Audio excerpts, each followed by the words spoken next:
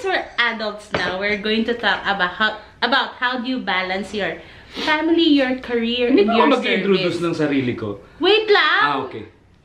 So, Mike, introduce yourself.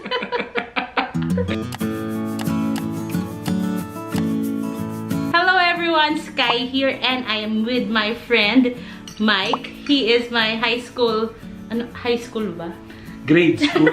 Actually, prep. Kindergarten. Yes, he is my classmate since we were in Kindergarten. And since we're adults now, we're going to talk about how do you balance your family, your career, Hindi and ko your mag-introduce service. ng sarili ko. Wait lang! Okay.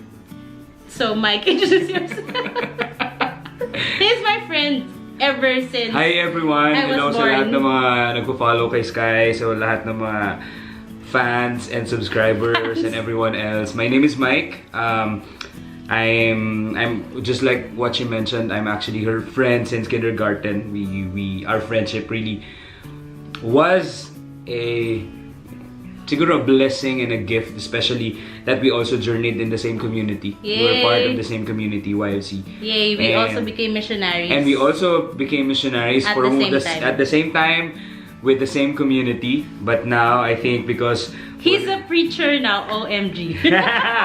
because we are getting older, yes. We came to age.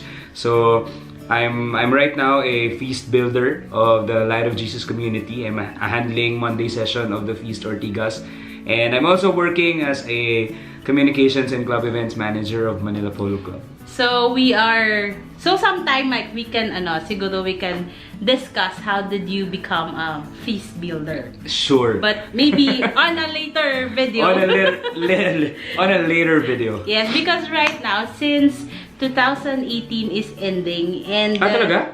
yeah. Oh, yeah, it's ending. And in a few days or maybe when this video is going to be uploaded, we are going to be or maging 2019 na. Yeah. Diba? Happy New Year, Yes, everyone. especially to adults out there, we are writing our New Year's resolutions and all. Diba, ang iba, iniisip nila, ang hirap i-balance yung family, yung career, and service. Because, like us, not only we are also busy with work and with our families, but we are also doing volunteer work or mission work in our communities. Mike here, I think, is very expert in balancing all those things. How do you manage your time? How do you manage your time to also save and earn? Especially he is getting married. Yeah, next Yay. year. Oh, no. 2019. Yeah, this Yeah. year.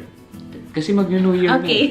so this yeah, year. he's getting married, and how do you balance everything? Well, siguro, I think it's, I really just want to share this to everyone. Actually, I feel balancing of course, your work, your career, your family, and your service, especially because for me, that's one of the most important thing in life. Balancing it is really tough.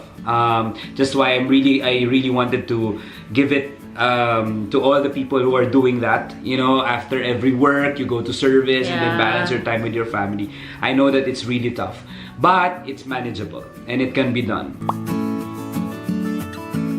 I think that's one thing that I really wanna tell also everyone. It's tough, but it can be done because I think for the past, I don't want to say it because you're gonna know our age, but like for the past 20 years that we've been in the community, I think that has always been a struggle, but also a learning for us. So the first step, number one, that I really want to tell all of you guys is know your priorities. I think that's very important, especially when you're a leader in the community or when you're also a leader at your work. Know when you're a manager or supervisor, know your priorities, because I think listing down your priorities will also make you or let you list down your non-negotiables. Yes. There are a lot of things in life that should be put aside at some point, but there are some things in life that you need to also make sure that you prioritize.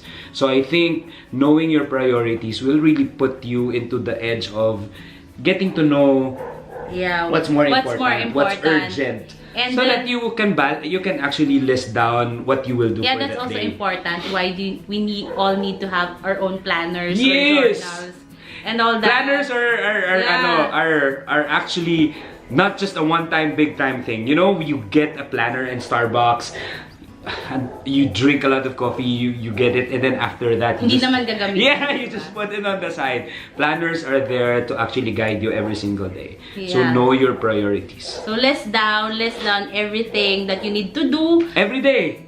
And siguro to say number 2 na lang, don't be afraid to say no. Yes! Yeah. Don't be afraid to say no. That's the second one. Because galing right now, I've learned from, before kasi sa service, everyone was telling me, say yes lang to everything. I'm the yes girl. To know your priorities and you can say no to other things, especially Correct. kung ano yung mas importante and how you can help more to that. So all the things. That's actually what my fiance is always teaching me. It's not bad, or it's not off, or it's not even a mistake to say no. You can always say no, because saying no is actually a good strength of your decision and your heart to make sure that you know what is of value, so that you can put your whole strength, everything into that. So kasi pag masyado ka namang divided, everything that you say yes to all those things and you divide, you just get tired and then prone to burnout. So you need to know your priorities, where you can help more, where you can use everything, use your strength more, and use all your talents and skills and into one. Yeah. And in contrast to the second thing, not in contrast, but actually the first one, we told you guys to make sure that you know your priorities and it's okay to say no. But number 3, what I would really want to share to everyone is make sure that you also know what the meaning of commitment is all about.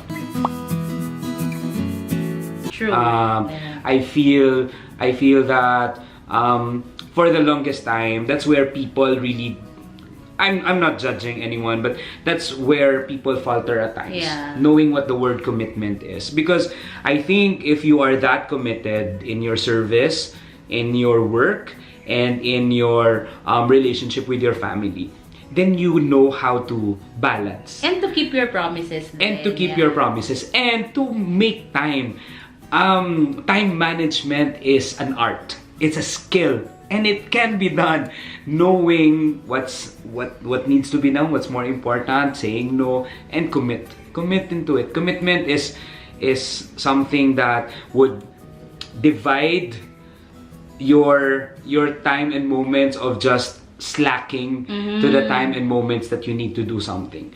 Let's admit it, there are a lot of days that you just want to lie in bed, and you want to be sleep, lazy. don't want to do anything, you want to be lazy. But if you know your commitment, if you have that commitment in your heart, then you will push yourself and not even drag, but pull yourself out of bed and make sure that you fully commit to whatever you're committed. And when it comes to commitment, also make sure that when you commit to something, you can really commit to it. Yes. Yeah, yung hindi lang yung Promises. Yung promises lang, diba? Because ako, I really Hate. To be honest, I really hate those who commit something and then they will just no, parang wala lang, diba? Yeah. Commitment also entails a lot of responsibility. True. I think that's what makes a person more mature, especially if you truly value commitment, then you're mature enough to be responsible, just like what Sky is saying, to be responsible, to make sure that you make sure that you do it. You make sure that you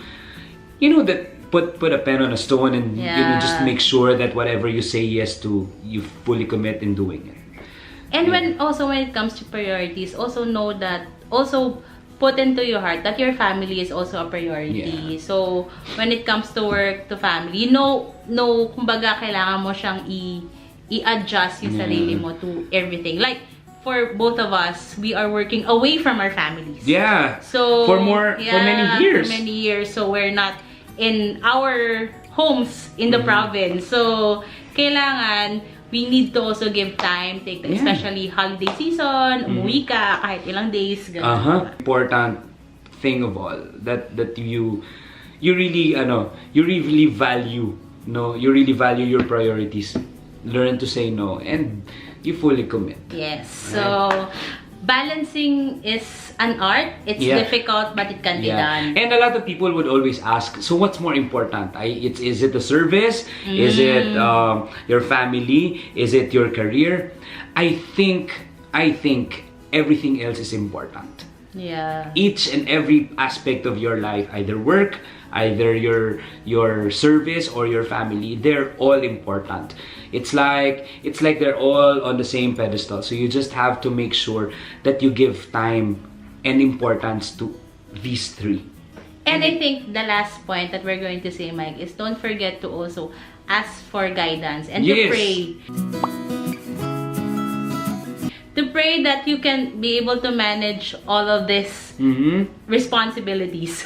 So, yeah. And it's always important that you are guided by the Spirit. You are led by the values and the virtues of the Blessed Mother. And you always make sure that you are rooted in the deeds of Jesus and the Lord. Everything else is but a concrete example of what prayer can do to your life. So if you make sure that you put all your efforts into it, and then you drop the best ingredient of all, you add the best ingredient, and that's prayer, then I think you're on the right track.